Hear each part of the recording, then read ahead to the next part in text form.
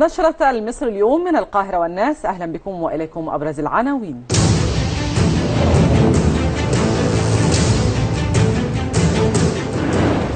مرتبات المصريين آخر ضحايا أزمة الدولار. العليا للانتخابات تبحث عن بديل لعكاشة. مصر تقيم قداس الأربعين لرجيني وسط غياب إيطالي. بعد الروس والبريطانيين وفد أمني ألماني لتقييم مطار الغردقة. نانسي عجرم: سياحة مصر مش محتاجة دعم. مدرب روما محمد صلاح لاعب مدمر. توافق سعودي فرنسي على سوريا بدون الأسد. إيطاليا تستعد للتدخل عسكريا في ليبيا لمحاربة داعش.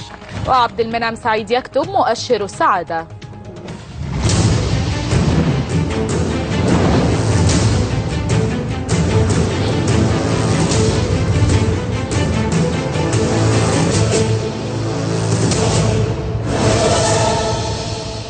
وإلى تفاصيل هذه النشرة نبدأها بالشأن الاقتصادي، فقد ارتفع سعر الدولار الأمريكي بالسوق السوداء مقابل الجنيه ليصل إلى 9 جنيهات و60 قرشا بفارق 80 قرشا عن السعر الرسمي بالبنوك، ويؤدي هذا الارتفاع إلى فقدان مرتبات المصريين نحو 10% من قيمتها الفعلية، الأمر الذي قد يدفع مؤسسة الدولة إلى رفع الحد الأدنى للأجور البالغ 1200 جنيه أي 153 دولارا بالسعر الرسمي، في حين يساوي 225 دولارا فقط بسعر السوق السوداء وبفارق 28 دولارا.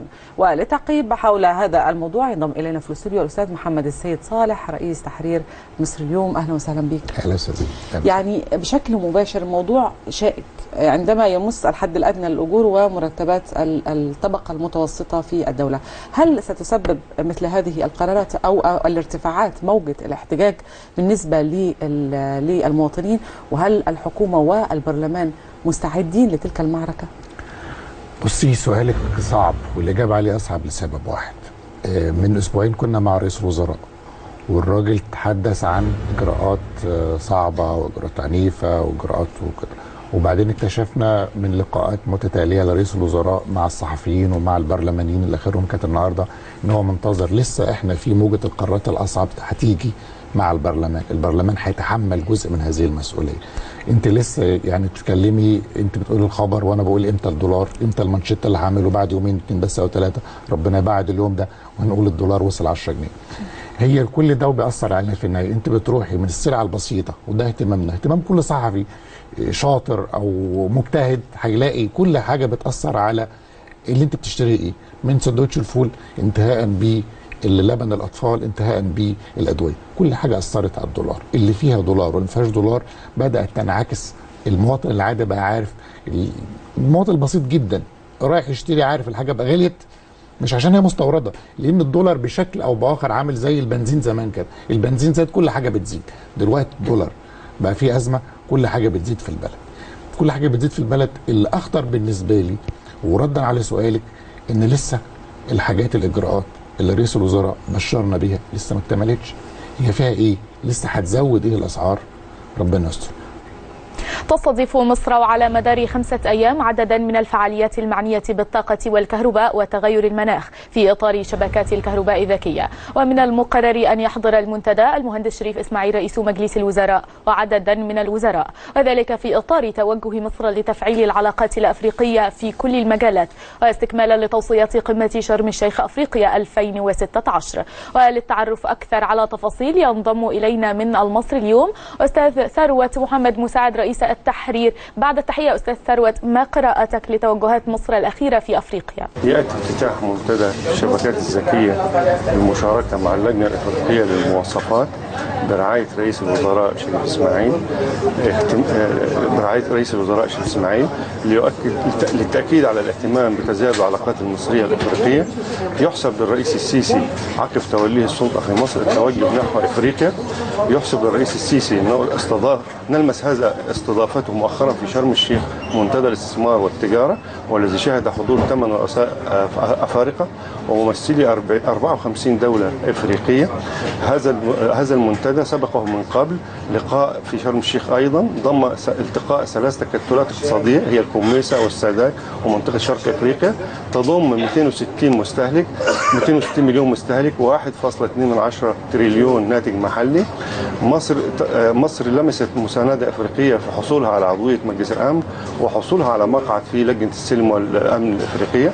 مصر تحتاج إلى تحتاج مساندة أفريقية في ملف سد النهضة للمحافظة على حصتها من المياه من النيل الأزرق. أفريقيا تحتاج تبادل ثقافي اقتصادي سياسي من مصر. مصر تنفض غبار الآثار السلبية لحادث الذي تعرض له الرئيس الأسبق محمد حسني مبارك في أديس أبابا. مصر تعود لإفريقيا. أفريقيا تكرم مصر في شخص رئيس الوزراء اليوم. بالأمس رئيس دولة توجو يكرم إبراهيم محلب مساعد رئيس الجمهورية للمشروعات القومية لجهود شركة المقاولون العرب في إفريقيا، وهذا ثالث تكريم له.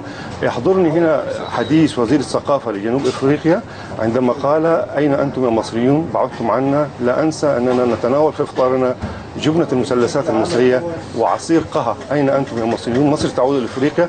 مصر وإفريقيا يحتاجان لإرادة سياسية واقتصادية لاستكمال خط سكة حديد القاهرة كيب تاون الذي توقف عند مدينة وادي حلفة. التعاون الاقتصادي بين مصر وأفريقيا أمامه الكثير والكثير لما فيه من فوائد على الطرفين. أشكرك أستاذ ثروت على هذه القراءة الوافية، ولكن أعود مرة أخرى لضيفي في الاستوديو أستاذ محمد. أستاذ محمد، يعني تعتقد أن توجهات مصر في أفريقيا قد تنجح في إيجاد حل لأزمة سد النهضة؟ والله سؤالك صح، واخد من كلام الزميل الاستاذ ثروت الكلام الوافي والجميل. كلام كويس وخطوات مهمه، خطوات الرئيس السيسي مهمه، ولكن كافيه؟ اعتقد مش كافيه. اعتقد اديس ابابا عايزه تحديد مفاهيم مصريه. احنا شغالين ازاي في موضوع السد؟ احنا بنتكلم كل يوم. انا مش عارف وزير الموارد المائيه صديق وراجل شغال كويس، وزاره الخارجيه شغاله لوحدها، الاجهزه السياديه شغاله لوحدها. كان في فتره حاسس ان كان في ردع، حتى ايام حسني مبارك تختلف وتتفق معه، ولكن كان في حسم كده. اديس ابابا في فتره الفراغ اللي تمت في 5 سنين اللي قبل وصول الرئيس السيسي مباشره، للامان لا اظلم الرئيس السيسي ولا اظلم الاجهزه بتاعته، في الفتره اللي كانت موجوده وفتره الفراغ وفتره التهريج اللي حصلت ايام الاخوان وايام مرسي، حصل في نوع من التمدد، وبعدين حصل كل القرار، اشتغلوا كويس قوي. دلوقتي عشان تيجي تلم الموضوع ده تاني، عايز يعني الامور تمددت. وكان في تصريح لوزير الري امبارح بس بيتكلم ان احنا الهدف مش السد، الهدف آلية ملء السد. فعايزين الامور دي توضح برضه. لسه المماطلات حتى الان في آلية ازاي نقعد ونوقع الاتفاق النهائي لدراسات سدها ما تمش. فالموضوع عايز نوري الناس، مش بقولش عين حمراء، وري يعني الاداه المصريه. احنا موجودين زي الاستاذ ثروت ما بيقول، احنا موجودين في افريقيا، موجودين في مجلس الامن، موجودين لنا تواجد. اعتقد لدينا من الاليات الدبلوماسيه والسياسيه، ومش عايز اقول العسكريه، ولكن عايزين نقول للناس ان احنا اقوياء. لابد في سد النهضه كل الادوات المصريه، والرئيس بيتكلم واحنا اقوياء. عايزين ندلل هذه القوه باي حاجه خلال الاسابيع. عايز احس انا كصحفي، تحس انت كمذيعه، تحس كاي واحد مواطن عادي ان لدينا الادوات. امتى نستخدمها مش مهم دلوقتي، لكن عايزين نقول لهم ستوب، احنا فاض بنا الكيل في كل هذه المماطلات. انا كصحفي وكرئيس تحرير كتبت عشرات العناوين على موضوع الاتفاقيات، ولغايه دلوقتي هتقول لي امتى الاتفاق؟ هقول لك مش عارف امتى الاتفاق. أعلنت اللجنة العليا للانتخابات دعوة الناخبين بدائرة طلخة ونبرو بمحافظة الدقهلية للاقتراع على مقعد واحد الذي خلا بإسقاط عضوية توفيق عكاشة في 15 و16 من إبريل المقبل للمصريين بالخارج، و16 و17 في الداخل، وفتح باب الترشح في 8 من شهر مارس الجاري. عودة إليك مرة أخرى أستاذ محمد. على الرغم من أن البعض وهم بعض القانونيين يرون بأن عزل توفيق عكاشة من البرلمان غير دستوري، كيف تقرأ تلك الخطوة بالنسبة للجنة العليا للانتخابات؟ بص، في حاجات كتيرة قوي غير دستورية، بس أنا مبسوط منها وأنت أكيد مبسوط منها إزاحة توفيق. وخلينا استخدم إزاحة، قانوني مش قانوني، دستوري مش دستوري، ده أنا مبسوط منه. خلينا بيتهيألي بعد يعني احنا يعني وصلنا سن الرشد من زمان قوي. الشعب المصري شعب عظيم جدا. الشعب المصري ده اول شعب عمل برلمان من 1860، وفي روايه اخرى من ايام محمد علي لو احنا اعتبرنا مجلس. المجالس بتاعته كانت مجالس نيابيه بشكل ما. احنا اول دوله فيها تمثيل مرأة، وسبقنا معظم الدول الاوروبيه في تمثيل المرأة. عندنا حضاره، وحضاره قديما وحديثا. ما يجيش في 2016 يبقى هذا النائب اللي بيمثلني، وللاسف يمثل الجاهليه ان هي دايره يعني بلدنا يعني. انما مش ده الازمه. خلينا نتكلم بشكل عام. لابد ان احنا ما قمناش بثورتين عشان يبقى النائب بتاعي مرتضى منصور وتوفيق عكاش. لا يصح. في امور تمت، في امور كنت بقول لك قبل الهوا. هل البعض استخدم هذه الاجهزه من اجل تمرير، من اجل اشغالنا؟ اعتقد ان احنا المفروض يبقى المستقبل دوله مؤسسات وليس دوله اجهزه. اذا كانت بعض الاجهزه كانت استخدمت، وخلينا اقولها بصراحه وعلى مسؤوليتي مش مسؤوليتكم، اذا كانت بعض الاجهزه كانت استخدمت هذا او ذاك في فتره معينه، فانه لابد ان تعود دوله مؤسسات. دوله مؤسسات قويه تبقى الفيصل بين غلطت انا اتحاسب، انت غلطت تتحاسبي. انما في النهايه لابد ان ما استخدمش حد، ما يبقاش الفيصل حد يبقى حد قوي جدا ويقول لي ده توفيق عكاشه مهم جدا، ده الاجهزه بتخاف منه، ده الاجهزه بيقول كلام مهم، ده بيقول كلام ده ما حدش بيحاسبه. ما فيش حد فوق القانون. اعتقد ده تجربه كويسه. عشان كده لو دستوري او مش دستوري هي خطوه تم تصحيحها، ولا بد ان نحترم بعض. يبقى في بيننا احترام، ميثاق شرف اعلامي وسياسي للجميع. توفيق عكاشه مشي. اتمنى كل العكاكشه اللي موجودين على الحياه السياسيه والبرلمانيه يزولوا سريعا.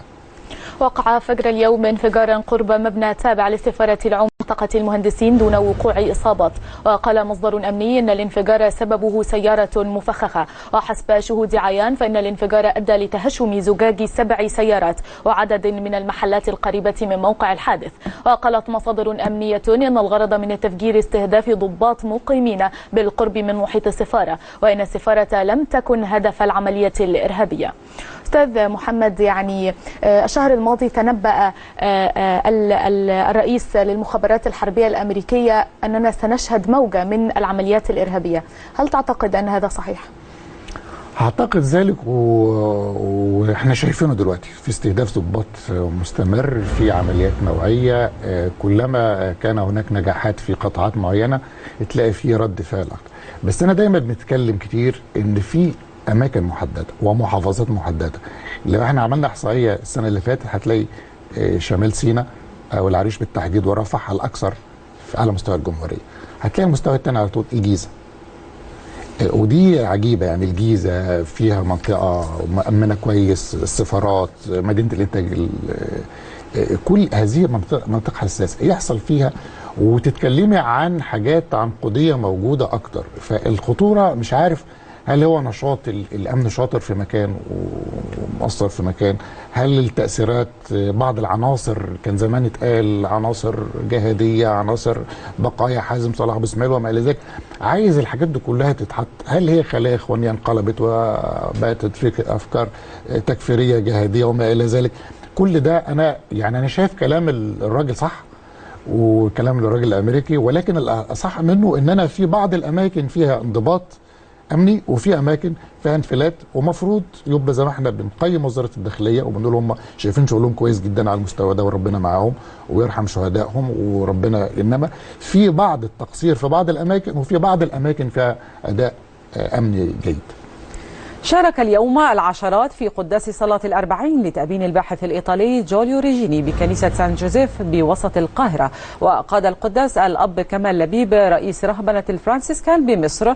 وشارك في حفل التأبين هشام زعزوع وزير السياحة، فيما غاب السفير الإيطالي بالقاهرة وأفراد السفارة عن الحفل. وقال زعزوع إن مصر تبذل كل جهد لمعرفة حقيقة مقتله. للمزيد من التفاصيل حول حفل التأبين نتابع التقرير التالي.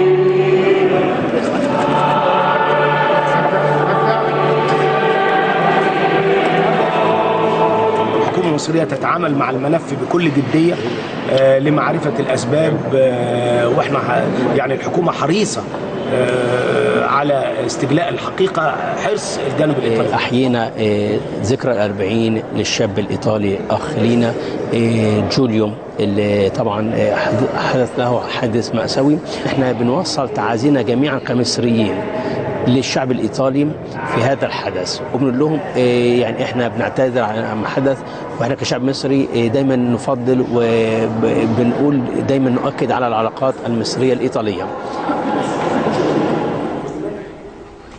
وللتعقيب على الموضوع نستمد منك المستجدات. أكيد في كواليس وراء هذا الحادث أو حول هذا الحادث ستسفر عنه الأيام المقبلة، يعني إيش شوف البعض يا أستاذ محمد؟ بصي لا هي في روايتين لغايه دلوقتي. الروايه ان الموضوع الايطاليين او بعض التسريبات او اللي وصلنا انها قد تكون حاجات رسميه، وانا ادعي انها غير ذلك. حتى لو تمت زي كده اجتهاد من بعض الضباط وما الى ذلك، وانا ما عملوا العمليه دي كلها ورموا الراجل بره.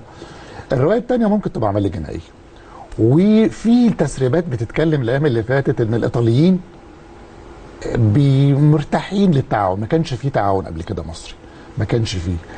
خلي بالك كان في كلام ان مصر ان ايطاليا هتعلن التقرير، وبعدين استنوا شويه، وبعدين في كلام ان في المصالح الاقتصاديه. الايطاليين عايزين زي ما احنا عايزين كده، عايزين يوصلوا على اي معلومه، اي ورق عندهم كده ويطمنوا عليه، لان المصالح الاقتصاديه والسياسيه لابد ان تسود. خلي بالك انت بتتكلم عن ايطاليا وفي ليبيا، بتتكلم عن ايني. ايني دي حاجه عملاقه جدا وموجوده في كل الصحف، حاجه عملاق كده ملهاش وجود زي عندنا كده، موجوده في كل الصحف وتمتلك كل الصحف، ولها استثمارات بالمليارات في مصر وفي المنطقه، فعايز الامور تستقر. انا ما بقولش ان هم عايزين يضحوا او ان احنا مش هنقول الحقيقه، ولكن الامور لابد ان تسير. والراي العام واليسار هناك قوي جدا، والراجل يساري وكان ناشط يساري، عايزين يرضوا الناس ويقولوا لهم احنا وصلنا لايه. فاعتقد الايام اللي جايه ستصل، ويمكن الاسبوع اللي جاي يكون او خلال الايام يبقى في الكلام هنوصل لايه. هتاخد سيناريو يا اما جنائي يا اما الامن بشكل ما هو وراء الجريمه. مصادر أمنية بالبحر الأحمر كشفت للمصري اليوم عن تفاصيل زيارة وفد أمني تابع لوزارة النقل الألمانية لتقييم مطار الغردقة الدولي، ومدى استجابة الحكومة لمطالبهم بشأن اتخاذ إجراءات جديدة لتأمين السائحين والطائرات، وإجراءات التفتيش فيما انتهى وفد أمني بريطاني من تقييم مطار مرسى علم. فيما أعلنت وزارة الخارجية الروسية أنها متمسكة بإنشاء قنصلية عامة في الغردقة، وأنه يجري البحث عن مقر مناسب لمقر القنصلية. الدكتور حسام مغازي وزير الموارد المائية والري هاجم في بيان له اليوم قرار الجمعية العمومية للمهندسين بإحالته للتحقيق، وقال إن من اتخذ قرار الإحالة قلة لا تمثل المهندسين، واصفا إحالته بأنها غير قانونية، وربط بين القرار وقرار سابق له بإحالته مخالفة قانونية بالنقابة إلى النائب العام قبل أسبوعين. من جانبه قال مصدر بنقابة المهندسين إن مجلس النقابة قرر تشكيل لجنة للتحقيق مع مغازي، وفي حال عدم امتثاله سيتم التصعيد بعمومية أخرى. عودة إليك مرة أخرى أستاذ محمد بشكل مباشر، هل أصبحت الحكومة في مرمى هجوم النقابات، وهل من المحتمل حدوث صدامات في الفترة المقبلة؟ انت بتتكلمي عن 3 وزراء دلوقتي. وزير الصحة عنده جمعية عنده يوم الثلاث تقريبا تحقيق، ادي وزير الموارد المائية والري، ونقابة الصحفيين وهي هجومها طبعا مين اللي في الحبس، صحفيين، مين اللي بيحبس، وزارة الداخلية ووزارة العدل بشكل ما. يبقى انت عندك 3-4 وزراء في المرمى. كلام صح، بس في النهايه اعتقد ان هم في المرمى، والتعامل نفس الآلية التقليدية العقيمة في التعامل مع النقابات. انا عضو في النقاب، انا المهندسين، انا بشكل ما انا المشرف، يعني في القانون او في العرف وزارة الموارد المائية هي اللي بتتعامل مع نقابة المهندسين. فدايما الراجل هو في ذكاء. في وزارات سابقة كانوا بيتعاملوا بذكاء اكتر، مع احترامي للوزير، وزير راجل صديق وبحبه وكل حاجة، لكن في المفروض الآلية تتغير. في حمد رزق بيتكلم النهارده عن وزير مثلا الصحة، بقول له ما تروح تحضر، انت طبيب قبل كل حاجه، روح احرجهم واقعد قول لهم كذا كذا موقفي. ما تروح تقعد هيعملوا فيك ايه؟ هيحبسوك. ما تروح انت رايح لزميل ناقش معاهم، قول لهم اخطائي، قول لهم اخطائكم ايه، انتوا فاهمين الدنيا، انا راجل سياسي، لو انتوا في مكان هتعملوا كده، امكانيات الحكومه، اخطائنا في المطريه، ما يقول انا اسف لو في اخطائنا، انا اشتركت في خطا، الاجهزه اخطات، وزير الداخليه اخطا وانا اخطات، وجاي معاك وزيرين ونتكلم، الامور تهدى، البلد فيها حاجات اهم من عموميه المهندسين اللي لو هم مطالبهم في الاجور مطالب عادله، انما كل يوم يبقى احتجاجات ووقفات فئويه، ده ضر بالبلد. اتحاد الطلاب بالجامعات صعدت من موقفها ضد تجاهل الدكتور أشرف الشيحي وزير التعليم العالي لاتحاد طلاب جامعات مصر. وقال عبد الله أنور رئيس اتحاد طلاب مصر إن هناك طلبات من الاتحادات لعقد جمعية عمومية طارئة لمناقشة وضعهم. وفي سياق آخر ألزمت محكمة القضاء الإداري اليوم رؤساء الجامعات بتوفير الرعاية الصحية وتقديم العلاج لجميع الطلاب مجانا على نفقة الجامعة دون سقف مالي نظير ما يسددونه من اشتراك بالجامعة. ولمزيد من التفاصيل ينضم إلينا عبر الهاتف أستاذ عبد الله أنور رئيس اتحاد طلاب مصر. أهلا بك أستاذ عبد الله. اهلا بحضرتك واهلا بالساده المشاهدين. اهلا بك استاذ عبد الله. يعني اطلعنا على وضع اتحاد طلاب مصر والمستجدات المتعلقة بعقد جمعية عمومية طارئة لمناقشة وضع الاتحاد. تمام، هو وفقا لما كانت عليه الجلسة الأخيرة مع وزير التعليم العالي، انه كان الموضوع محال الى لجنه الفتوى والتشريع، ولكن لجنه الفتوى والتشريع خرجت من اسبوعين تحدثت عن ان هناك عدم موضوعيه في نظر القضيه لانها منظوره امام القضاء، وعلى هذا الاساس كانت الوزاره مستنيه هذا الموقف علشان خاطر تبدا تلتزم بحكم القضاء. ولكن بعد خروج لجنه الفتوى والتشريع واصبح لا يوجد قرار من لجنه الفتوى، فوزاره التعليم العالي التزمت جانب كبير جدا من الصمت، واحنا مستغربينه كاتحادات طلابيه على مستوى الجامعات الحكوميه. فاحنا لما رحنا وقعدنا مع الوزير كان هدفنا هو حل المشكله، ولكن احنا اهو داخلين على 3 شهور من اجراء الانتخابات، لم تعتمد النتيجه ولم يخرج الوزير للحديث حول النتيجه، سواء كانت ببطلان الانتخابات او باعلان ان هناك فائزين بهذه الانتخابات. فاحنا من هذا الاساس احنا اتحاد طلاب مصر هو يعتبر مثل النقابات المستقله، فليه حق اجراء جمعيه عموميه، وعلى هذا الاساس بدات مجموعه من الجامعات وصل عددهم حوالي 13 او 14 جامعه تطالب بجمعيه عموميه. هذه الجمعيه العموميه هيتم مناقشه فيها الوضع الحالي لاتحاد طلاب مصر والوضع الحالي لطلاب مصر داخل الجامعات والمشاكل اللي بيعانوها نظرا لغياب اتحاد طلاب مصر. يعني في كتير جدا من الجامعات متوقفه فيها الانشطه على مستوى الاتحادات الطلابيه، وجامعات مش قادره ان هي متعلقه باوجه النشاط، باوجه الخاصه بالحاجات اللي بتلتزم وجود اتحاد طلاب مصر، اللي هو مهمته هو اقرار السياسه العامه لطلاب مصر. نعم، بشكرك على هذا التوضيح استاذ عبد الله، ونتمنى قريبا الالتفات لمشكله اتحاد مصر. شكرا لك. توفي اليوم الكابتن حسن مختار حارس مرمى النادي الإسماعيلي سابقا وزوج الفنانة رجاء الجداوي، وذلك بعد صراع مع المرض، حيث تم نقله منذ أيام للرعاية المركزة بمستشفى الصفا إلى أن وافته المنية عن عمر ناهز 72 عاما. وشاركت كل من الفنانة دلال عبد العزيز وميرفت أمين في نقل الجثمان إلى محافظة بورسعيد ليدفن فيها. إنا لله وإنا إليه راجعون. أول ما تلقى اتصال لعمل حفل بمصر لا أتردد أبدا، هذا ما صرحت به المطربة اللبنانية نانسي عجرم أثناء عقد مؤتمر صحفي قبل إحيائها لحفل ختام مهرجان زيادة التسوق، مؤكدة أن سياحة مصر لا تحتاج لدعم. وللمزيد نتابع التقرير التالي. أنا بعرف كثير منيح إنه مصر مش بحاجة لدعم، سياحة مصر مش بحاجة لدعم. أنا أول ما بتلقى خبر أو اتصال لحفلة بمصر ما بتردد أبدا، بيعرفوا كثير منيح إن أنا بحب كثير أجي لهون. وإلى عشاق الساحرة المستديرة، فقد اختار الجمهور ووسائل الإعلام الإيطالية النجم المصري محمد صلاح كأفضل لاعبي روما الإيطالي في مباراة فيورنتينا التي أقيمت أمس بملعب الأولمبيكو ضمن مسابقة الدوري الإيطالي الكالتشيو. وسجل صلاح هدفين وصنع آخر في فوز روما على فيورنتينا ب4 أهداف مقابل هدف واحد ليصعد فريقه إلى المركز الثالث. وقال لوتشيانو سباليتي المدير الفني لروما في تصريحات للموقع الرسمي للنادي إن محمد صلاح لاعب مدمر لديه سرعة رائعة ومهارة فنية. صلاح prova a passare, classico 1-2 con Perotti e sinistro, giro deviato, Mohamed Salah con molta fortuna, 2-0. Pjanic che cerca l'apertura, Salah in posizione regolare, ha una voragine, Salah in area di rigore, Mohamed Salah 4-1. نشرة المصري اليوم تأتيكم بعد فاصل قصير، كونوا في انتظارنا.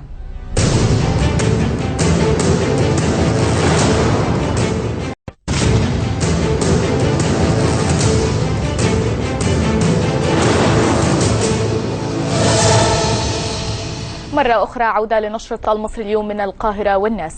تبدأ غدا فعاليات القمة الإسلامية الاستثنائية الخامسة بشأن فلسطين تحت عنوان الاتحاد من أجل الحل العادل في العاصمة الإندونيسية جاكرتا، وتأتي في ظل انتهاكات إسرائيلية غير مسبوقة تطال مدينة القدس المحتلة والضفة الغربية، بالإضافة إلى عمليات تهويد القدس والحصار الإسرائيلي على قطاع غزة. ويترأس وزير الخارجية سامح شكري الوفد المصري المشارك في أعمال القمة. فصائل مسلحة تابعة للمعارضة السورية سيطرت على مرفأ التنف على الحدود السورية العراقية بعد مواجهات مع تنظيم داعش الإرهابي، بينما أغلقت تركيا معبر باب الهوى باستثناء الحالات الإنسانية الطارئة. وكان التنظيم بسط سيطرته على المعبر منذ مايو العام الماضي بعد الاستيلاء عليه من القوات الحكومية السورية. وزير الخارجية السعودي عادل الجبير أكد تطابق موقف الرياض وباريس بشأن اتفاق سلام دائم في سوريا بدون بشار الأسد. وكان ولي العهد السعودي الأمير محمد بن نايف بن عبد العزيز التقى في باريس الرئيس الفرنسي فرانسوا أولاند لبحث العلاقات المشتركة ومناقشة عدة ملفات في مقدمتها الوضع في سوريا واليمن وتأزم العلاقات السعودية اللبنانية. نائب رئيس الحكومة التركية نعمان قرتلموش قال إن تركيا والمملكة العربية السعودية لا تملكان أجندة مشتركة للتدخل العسكري في سوريا، مشيرا إلى أن لدى البلدين رؤية موحدة لما يجري هناك ويقفان إلى جانب تطلعات الشعب السوري. فيما قال المتحدث باسم الخارجية الأمريكية جون كيربي إن الولايات المتحدة تدعم وجود سوريا موحدة وغير طائفية، ونفى تأييد واشنطن فكرة إقامة مناطق حكم ذاتي للأكراد في سوريا. رئيس الوزراء التركي أحمد داود أوغلو وصل إلى العاصمة الإيرانية طهران في زيارة رسمية هي الأولى من نوعها منذ توليه رئاسة الحكومة، وتسعى أنقرة لرفع التبادل التجاري مع طهران إلى 30 مليار دولار. وأكد داود أوغلو على وضع وجهات نظر مشتركة بين تركيا وإيران من أجل وقف الصراعات العرقية والطائفية في المنطقة، مشيرا إلى إقدام البلدين على خطوات هامة بشأن كيفية صياغة مرحلة جديدة في العلاقات بينهما. ومرة أخرى أعود ضيفي في الاستوديو أستاذ محمد، ما تعليق حضرتك على هذه الزيارة في ظل خلافات بينهم حول تسوية الأزمة السورية؟ بس مش معنى ان انا وانتم مختلفين ان احنا نبقى اعداء، ده نضج في الاستراتيجيه، يعني انا ازاي نختلف وبعدين في حد الادنى من العلاقات، وده اعتقد ان هو ده درس لنا، درس لنا في مصر، درس لنا في المنطقه كلها، ازاي ما يبقاش العداوه، يبقى لازم العداوه يبقى حرب نتحارب. في علاقات اقتصاديه مهمه، ايران نجحت جدا في ان هي تذيب كل الجليد في اوروبا مع الغرب اقتصاديا وسياسيا، واعتقد ان هو اول عدت المرحله ده قبلها مع تركيا. تركيا في علاقات ما كانش كان في اي خلافات اقتصاديه بين تركيا وايران، كان في اختلاف مذهبي عارفينه كلنا، اختلاف سياسي، ولكن طول عمر تركيا كانت جسر من ايران الى اوروبا في الغاز في البترول واقتصاديا ايضا، وبالتالي ده درس لنا ان احنا نقول الخلاف السياسي حاجه لكن متفقين. واعتقد ده مهم اكتر انك تعملي الشغل استراتيجي كمان، نختلف في سوريا لكن في اتفاق، زي كانت امريكا مع ايران في قمه الخلاف لكن استراتيجي، بيشتغلوا معاهم كويس جدا فيما يتعلق في الداخل العراقي. ارجعوا 3-4 سنين ورا هتلاقوا كل اللي تم في العراق كان تفاهمات امريكيه ايرانيه. دلوقتي تفاهمات اعتقد من مثل هذه الزياره التفاهمات الايرانيه التركيه تقود المنطقه وتقود الحل في سوريا، واعتقد المفروض نبقى احنا ناخد بكتف كده ونمشي، ما نبقاش وراهم، ناخد بكتف ونتدخل في مثل هذه التفاهمات، ما نقول ازماتنا واحنا عندنا مشاكلنا ونستنى الموقف السعودي والسعوديين هيقولوا ايه، ناخد بكتف كده ونبدي مرونه وموقف حتى نبادر، حتى احنا نقول ان احنا موجودين في مثل هذه المشاكل. الشرطة التركية اقتحمت مقر صحيفة زمان المناهضة للرئيس رجب طيب أردوغان عقب إصدار محكمة في إسطنبول قرارا بفرض الوصايا على الصحيفة. وأطلق رجال الشرطة التركية قنابل غاز المسيل للدموع واستخدمت خراطيم المياه لتفريق المتظاهرين الذين احتشدوا أمام مقر صحيفة زمان. عودة إليك مرة أخرى أستاذ محمد، يمكن هذا الخبر مؤشر لانتكاسة الحريات بشكل واضح وفج في تركيا على الرغم من هجوم تركيا قبل ذلك، وكأن الزمان يعيد نفسه على الربيع العربي وعلى الثورات المصرية السابقة وتعقيبها على أن سقف الحريات محدود.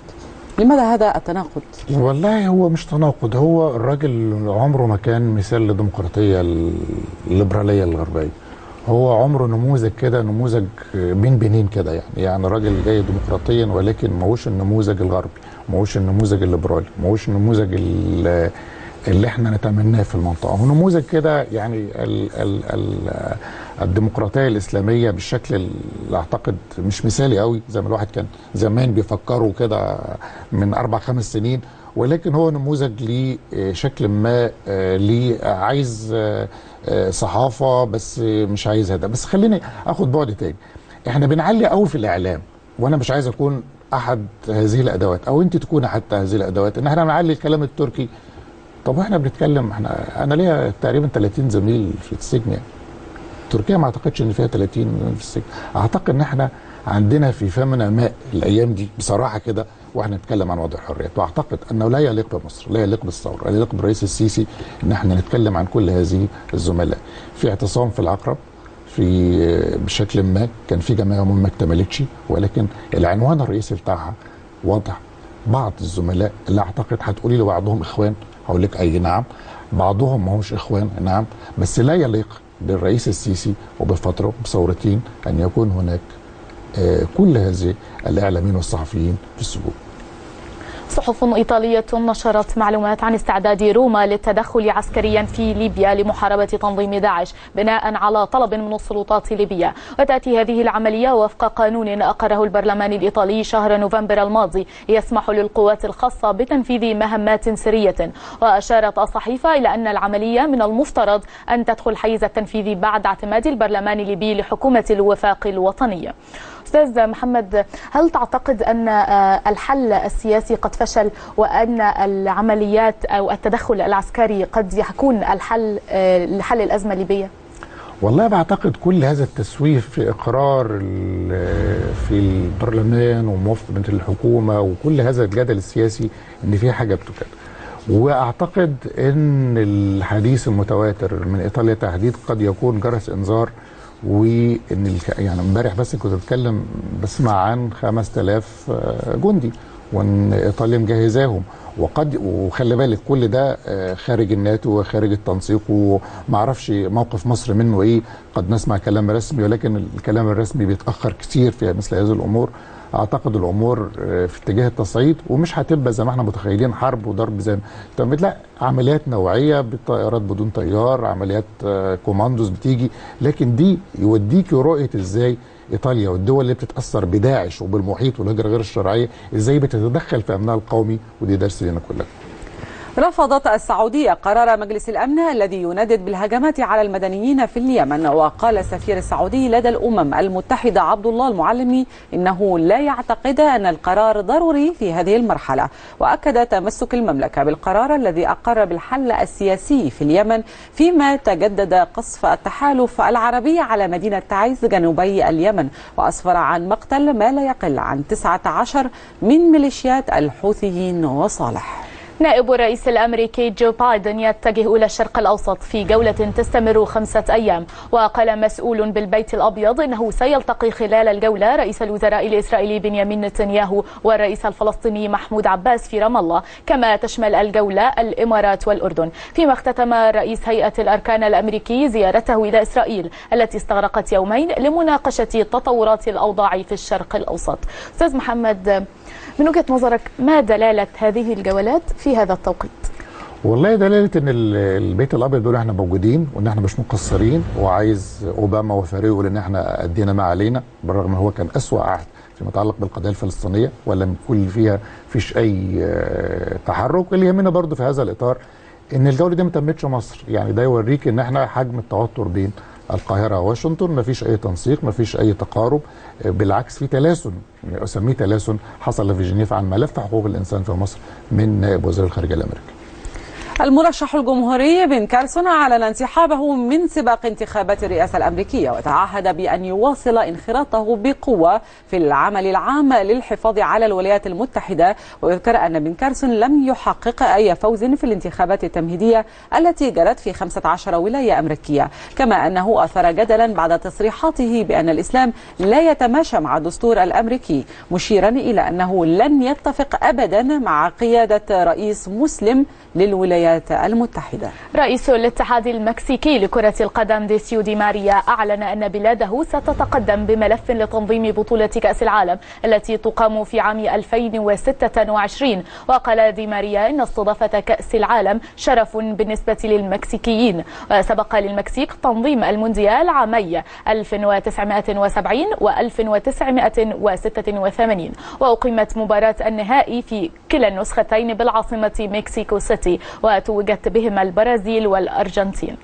مشاهدينا فاصل قصير ونواصل من بعد نشرة المصري اليوم من القاهرة والناس.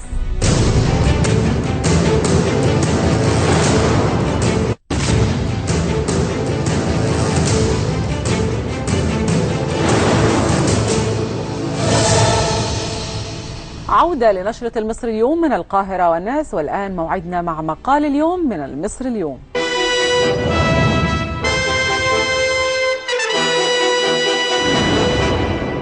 تحت عنوان 10 أيام مرت على إطلاق استراتيجية 2030، يكتب علي والي في عدد الغد من المصري اليوم عن كيفية إنجاح مبادرة الرئيس التي أطلقها بعنوان استراتيجية 2030 التي تهدف إلى زيادة الناتج المحلي الإجمالي من 286 مليار دولار إلى 1200 مليار دولار عن طريق تنفيذ 77 مشروعا، مؤكدا أنها لن تنجح دون الاعتماد على وزارة أو هيئة تتبع أعلى سلطة في البلاد تضم على الأقل 800 كفاءة قادرة على وضع استراتيجيات لكافة الوزارات والهيئات وكيفية التغلب على العوائق، موضحا أن الدول النامية في آسيا لم تحقق النمو إلا بالاعتماد على المخططين. وتحت عنوان مؤشر السعادة، يكتب دكتور عبد المنعم سعيد في عدد الغد من المصري اليوم عن سر تعيين دولة الإمارات العربية المتحدة وزيرا للسعادة وآخر للتسامح في الحكومة، وأوضح أن الأمر راجع لاستضافة دبي واحدا من مؤتمرات المنتدى الاقتصادي العالمي ومقره دافوس السويسرية مؤشرات جديدة لقياس التنمية، كان أحدها مؤشر السعادة والآخر مؤشر الفعالية. وقال إن مصر أخذت هذا المؤشر في الاعتبار في وضعها رؤية مصر 2030 والتي جرى فيها الاعتماد على مؤشرات التقارير الدولية ومنها التنمية البشرية والتنافسية والسعادة. يعني عودة إليك مرة أخرى، مقال صادم. هل الحكومة بعيدة كل البعد عن حلم المواطن المصري البسيط في تطبيق استراتيجية التنمية في البلد؟ والله لا، هم موجودين وبفكروا، بس كويس خلي بالك لما تبقى انت غنية بتفكري بتبقى حلمك انك تعملي حاجة صح، وما تبقى حلمك يبقى اوضتين وصالة كده وتعيشي فيهم.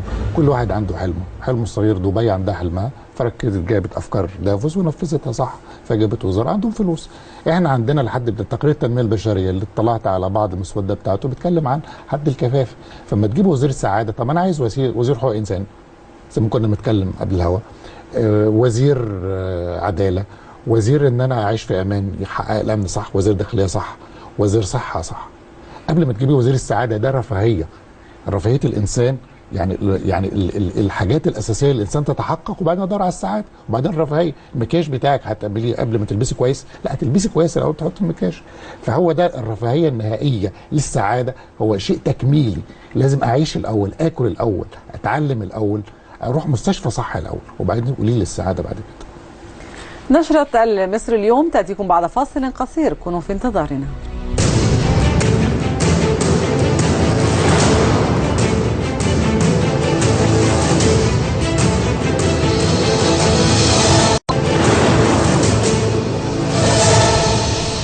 مرة أخرى عودة لنشرة المصري اليوم من القاهرة والناس، والآن موعدنا مع صندوق الدنيا من المصري اليوم.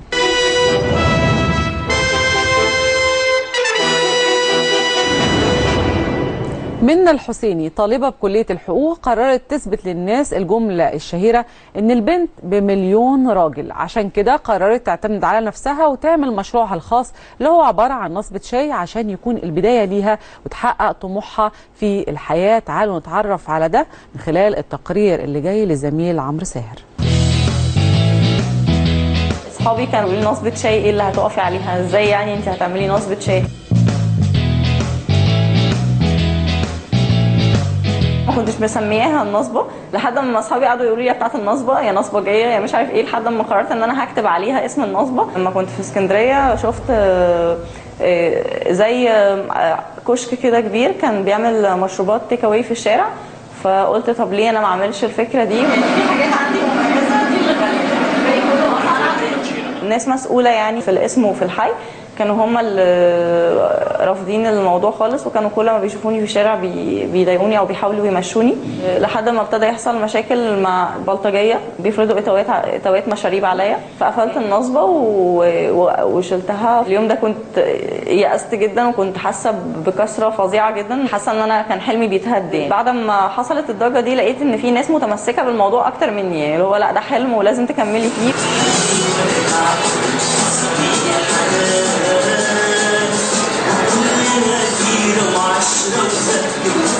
كان في الاول خالص كان بيطلب مني رشاوي علشان اعمل الترخيص ده قبل ما افتح النصبه. كنت اوريدي عايزه افتح النصبه تاني، حاولت اسعى ورا موضوع الترخيص تاني، فكتبت ستيتس على الفيسبوك، قلت حد عنده استعداد يشاركني في مشروع ناجح جدا. فانا اوريدي انا عندي ماي اون بروجكت واشتغلت عليه بنفسي لحد ما بقى حاجه دلوقتي، وبقى عندي مشروع وبطمح ان هو هيبقى مشروع عالمي ان شاء الله، هيبقى براند عالمي باسم مصري وباداره مصريه ومحتفظ بهويته المصريه. انا عايزه اثبت ان البنت تقدر تعمل حاجات كتير قوي اكتر من الولد وتعرف تعملها احسن من الولد.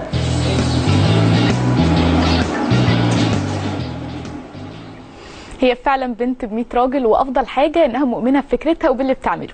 اما الفيديو اللي هنروح له دلوقتي هو عباره عن مجموعه من الشباب قرروا انهم ينزلوا شارع المعز ويقدموا عرض درامز، وكل هدفهم ان هم يبسطوا الناس ويفرحوهم، وانا بعتقد ان رسالتهم وصلت جدا. تعالوا نروح مع بعض نشوف التقرير اللي جاي للزميل محمد البدوي.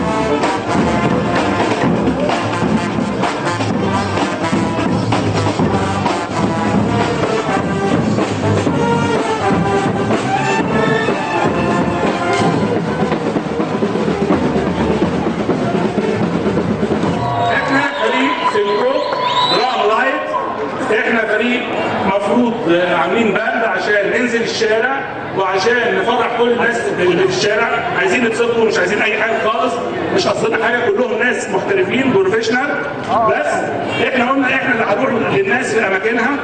ده اول تعاون ما بيننا وما بين رجال الامن، وهم بصراحه ساعدونا، بس احنا هنستغل المساعده دي ان احنا نطلب منهم حاجات ثانيه ان شاء الله باذن الله، وهيساعدونا برضه باذن الله. دي مصر البهجة ومصر الحياة. يمكن احنا محتاجين لوزير للسعادة، لكن الشعب المصري قادر على نشر السعادة في مختلف الأنواع ومختلف العروض. اللي هنشوفه دلوقتي فيديو الكلب، ولكن كلب من نوع آخر. الكلب ده أول مرة يشوف ديله بس في شكل روبوت، والغريب إن الكلب مش قادر يستوعب الاختراع أصلا ومش عارف يتعامل معاه إزاي. تعالوا نشوف مع بعض.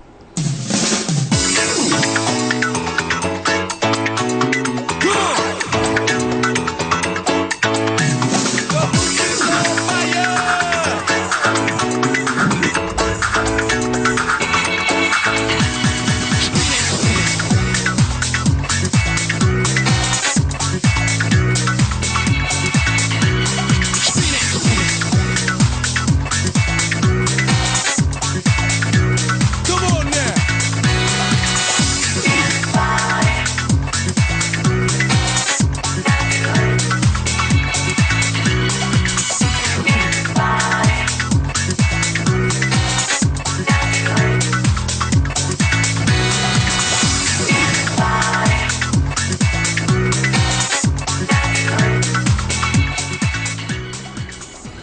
مشاهدينا والآن نتعرف على حالة الطقس.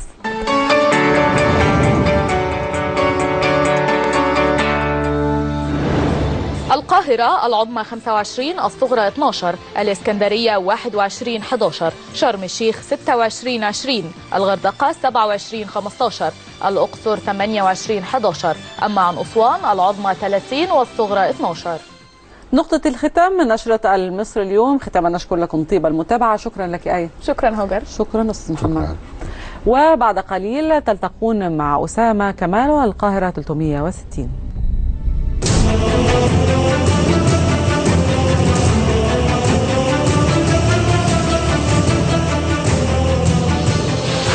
تابعتم في نشرة اليوم. مرتبات المصريين آخر ضحايا أزمة الدولار. العليا للانتخابات تبحث عن بديل لعكاشة. مصر تقيم قداس الأربعين لروجيني وسط غياب إيطالي. بعد الروس والبريطانيين وفد أمني ألماني لتقييم مطار الغردقة. نانسي عجرم سياحة مصر مش محتاجة دعم. مدرب روما محمد صلاح لاعب مدمر.